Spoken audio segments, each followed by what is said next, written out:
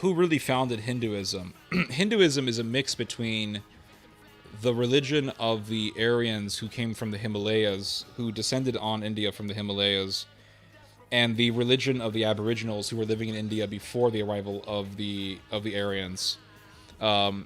And also you have Dravidian culture as well. So Dravidian culture is basically the mestizo culture of India, which is the dominating culture of India. Dravidian culture really is, generally speaking, what Indian culture is now. Much of Indian culture today is Dravidian, or based on Dravidian culture at least. Basically, how that happened was you had a lonely or Iranian guys who were farmers who migrated into northern India, and then they mixed in with the Aboriginal population, and they formed a unique culture called the Dravidian civilization.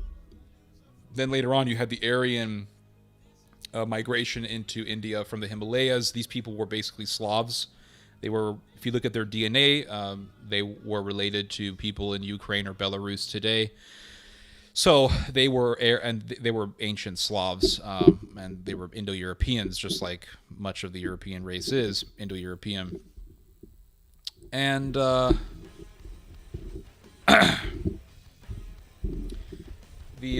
Aryans, they introduced the Rig Veda, and that was their religion, or at least to a great extent it was their religion. And their gods were Aryan. They worshipped Indra, which is a god that was worshipped by the ancient Iranians before Islam took over Iran. So you can see the overlap between ancient Iranian religion and the religion of the Rig Veda Aryans. And what's very interesting is that the Aryans, when they arrived in India, they came with a very strict moral principle. They spoke out against the phallus worship in India. The Aboriginals worshipped phalluses. That was part of their religion, kind of like the Polynesians in Hawaii. And the Aryans looked down on this. They condemned this as evil and as degenerate and disgusting. And so they destroyed a lot of the phallic idols that were in ancient India. And archaeologists have actually found these phallic idols. And they're very, very ancient. And they could see on these ancient phallic idols signs of deliberate destruction or deliberate damage made by man's hand. And so what they have concluded, or what they have at least posited, is that when the Aryans came into India, they destroyed these idols. And then in later Aryan literature or later Hindu literature after the Rig Veda, you can see more and more acceptance of phallic worship. So basically what happened was the Aryans came in, they said that these Aboriginals are a bunch of degenerates, they're worshipping penises, they're disgusting, let's try to destroy it. And then as the generations continued on, as more and more generations were produced, as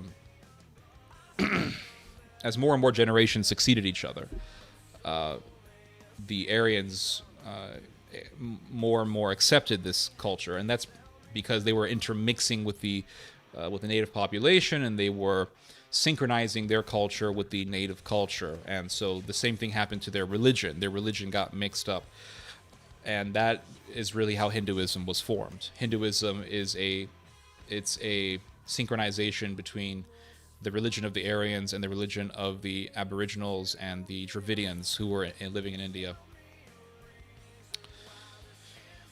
And it's very fascinating because it gives you an idea as to how the ancient Indo-Europeans thought, what kind of religion they had, what kind of moral code that they had, and they had a sense of right and wrong. They had a sense of morals, and that was because they had a remnant of they still held a remnant or a residue of the moral code that was passed down to Japheth by Noah. So the Indo-Europeans all come from Japheth, one of the three sons of Noah. And Noah preached a moral code to Japheth, and so Japheth held the moral code of his father, and the descendants of Japheth would keep some of that moral code intact. And so that's why when you see the Indo-Europeans, when you read about the Indo-Europeans destroying phallic idols and condemning it, that was a residue of good morals that was inherited through Noah, I would say.